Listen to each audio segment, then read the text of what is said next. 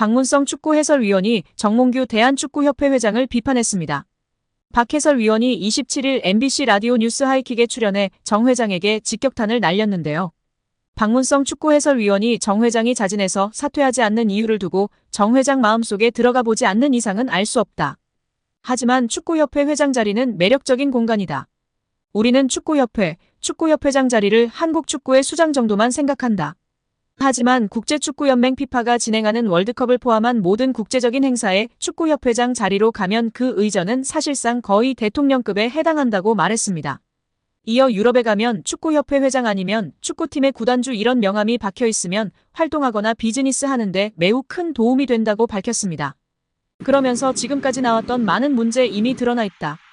또 이번 현안 질의를 통해서 사실은 의혹이 해소되기는커녕 더 많이 부풀어졌다. 하나도 해명되지 않았다. 오히려 지금 의혹이 계속 더 추가로 나오고 있다. 특히 홍명보 한국 축구대표팀 감독 선임의 절차와 과정에 모든 것들이 다 불공정했다는 이야기들이 이미 다 어느 정도 나왔다. 이제는 지금의 이 체제 그만 끝내는 것이 옳다고 전했습니다. 2005년 8월 22일 홍명보 당시 대한축구협회 이사는 파주 국가대표 트레이닝 센터에서 시작된 KFA 2급 지도자 강습회에 참가했습니다. 홍명보는 지도자 자격증이 없는 상태였는데요. 지도자를 할 생각이었다면 상급 지도자 자격증부터 따야 했습니다. 상급 지도자 자격증을 따면 유소년이나 초등학교 축구교실에서 지도자 생활을 할 수 있었습니다. 2급 지도자 자격증을 따려면 상급을 따고 2년이 지나야 했습니다. 하지만 홍명보에겐 예외 조항이 적용됐습니다. 협회는 국가대표팀에서 A매치 20경기 이상을 소화하거나 K리그 100경기 이상 출전한 경력자들에 한해서는 상급 지도자 자격증 없이 바로 2급 지도자 자격증을 딸 수 있게 했습니다. 2005년 9월 26일 협회는 딕 아드보카트 한국 축구 대표팀 신인 감독을 보좌할 코치 중 한 명으로 홍명보를 택했습니다. 지도자 자격증이라곤 전무했던 홍명보가 2급 지도자 자격증을 딴 지 3주 만이었습니다. 자격 논란이 불거졌습니다. 2급 지도자 자격증을 보유한 자는 중학교나 고등학교 팀만 지도할 수 있었는데요. 당시 KFA 규정에 따르면 대한축구협회 1급 지도자 자격증이나 아시아축구연맹 A급 지도자 자격증을 취득한 자만 대표팀 지도자로 일할 수 있었습니다. 협회는 당시 지휘권을 갖지 않는 보조 지도자 역할이기 때문에 홍명보 코치의 1급 자격증 취득 여부는 크게 문제될 것이 없다는 입장이었습니다. 지도자 경력이라곤 지도자 수업 3주뿐이었던 홍명보는 국가대표팀 코칭 스태프에 합류한 역사적인 사건이었습니다. 홍명보는 국가대표팀 코치를 맡은 지 1년이 채 지나지 않아 2006 독일 월드컵을 치렀습니다. 홍명보에게 국가대표팀 코치로 지도자 생활을 시작해 월드컵을 경험하는 데까지 필요했던 시간은 단 9개월이었습니다. 누군가는 평생의 꿈이 될 수 있는 월드컵을 경험하는데 홍명보는 속성 자격증 취득부터 돈으로 살 수 없는 월드컵 코치 경험까지.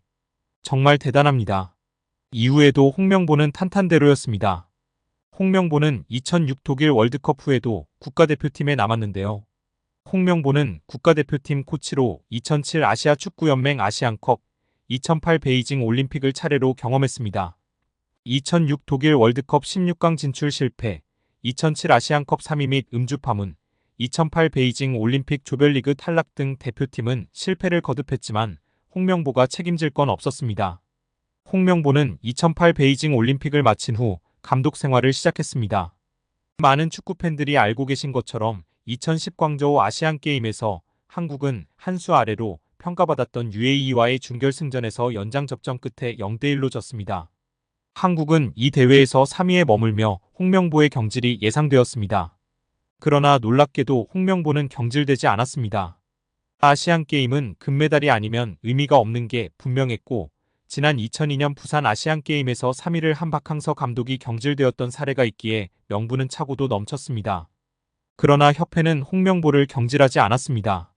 심지어 2014년 브라질 월드컵에서는 본선 1승도 거두지 못하고 탈락했는데도 협회는 재신임을 발표했었습니다. 결국 여론의 반발이 점점 커지자 기자회견을 열어 자진 사퇴했었습니다. 이후 협회는 2017년 홍명보를 행정총괄 책임자인 전무이사로 내정했습니다. 당시 홍명보는 행정 경험이 전무했었습니다. 이렇게 협회와 홍명보는 아주 끈끈한 관계였으며 증명 없이도 임기를 보장받았었고 낙하산으로만 채용되었던 홍명보였습니다. 이번에도 프리패스로 채용된 것도 홍명보는 뭐 자연스러웠을 겁니다. 홍명보는 나를 버렸다. 이젠 대한민국 축구밖에 없다고 하며 대표팀 감독을 승낙했다고 밝혔었는데요. 홍명보가 버린 건 자신이 아닌 울산입니다. 울산은 3년 재계약을 맺은 지 1년도 지나지 않은 감독을 협회에 내어주면서 상처만 남겼습니다. 홍명보는 대표팀 감독으로 실력은 물론이거니와 도의 신의를 저버리는 인성도 문제가 있는 감독입니다. 속히 선임 취소 혹은 자진 사퇴만이 답입니다.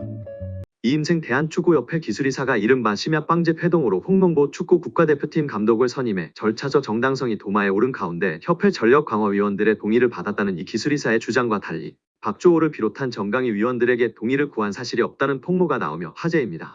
박문성 해설위원은 26일 자신의 유튜브 채널 달순의 라이브에 올린 청문회에서 박주호가 말하고 싶었던 진실이라는 영상을 통해 이 같은 내용이 담긴 정강희 제11차 회의록을 공개했습니다. 지난 6월 30일 비대면으로 열린 11차 회의 임시회의에는 박 전 위원을 포함한 정강 위원 5명이 참석했습니다. 당시 감독 선임 작업을 이끌던 정혜성 전 전력강화위원장은 홍 감독과 다비드 바그너, 거스 포엣 감독 3명을 정몽규 축구협회장에게 추천한 뒤 돌연사임했습니다. 이어 이 기술이사가 감독 선임 과정을 이어받아 이날 회의를 진행했습니다. 회의록에 따르면 이 기술이사는 정 전 위원장이 최종 결정한 후보자 중 2명 포엣 바그너와 추가 심층 면접을 협회 이 기술이사에서 진행하고 면담 후 위원회에 그 내용을 공유해 최종 감독 선임 과정에 참여를 당부드린다고 말했습니다. 이에 한 정강 위원은 진행 중인 내용을 투명하게 진행해 나가는 게 맞다고 생각한다면서 추후 그 진행 과정을 투명하게 공유해 주시기를 당부한다는 의견을 내놓았습니다. 또 다른 정강 위원은 지금까지 그래왔듯 투명하게 면접을 진행한 것도 다른 위원들과 공유하고 의사결정을 진행한다면 문제없을 것이라고 밝혔습니다. 정강희는 이날 회의에서 정강 위원장이 부재함에 따라 이 기술이사가 설명한 대로 현재까지 진행된 감독 선임 업무를 협회에서 투명한 절차로 후속 작업하는 것을 오늘 참여한 위원들 모두 동의함이라고 결론지었습니다. 회의록 내용을 종합하면 정강 위원들은 이 이사가 감독 후보자와 심층 면접을 진행한 뒤 그 내용을 공유하고 감독을 최종 선임하는 과정에 참여하는 것에 동의한 것이라고 박 해설위원은 설명했습니다. 앞서 지난 24일 국회 문화체육관광위원회 현안 질의에서 이 기술이사는 홍 감독을 선임하는 것에 대해 박 전 위원을 비롯한 정강 위원들에게 동의를 받았다며 독단적인 결정이 아니었다고 주장했는데요. 그러나 정강 위원들은 이 기술이사가 최종 감독 선임 과정을 공유하는 것에 동의한 것이지 이 기술이사가 감독을 최종 선임하라는 것에 동의한 적이 없다는 것입니다. 박주호 전 위원은 지난 7월 자신의 유튜브 채널을 통해 감독 선임 절차의 문제를 폭로하는 과정에서 홍 감독이 내정됐다는 소식을 휴대전화로 접하고 놀라는 반응을 보였습니다. 이 역시 이 기술이사가 정강위와의 공유 없이 독단적으로 홍 감독을 내정하는 것을 예상하지 못했기 때문이라고 박 해설위원은 덧붙였습니다.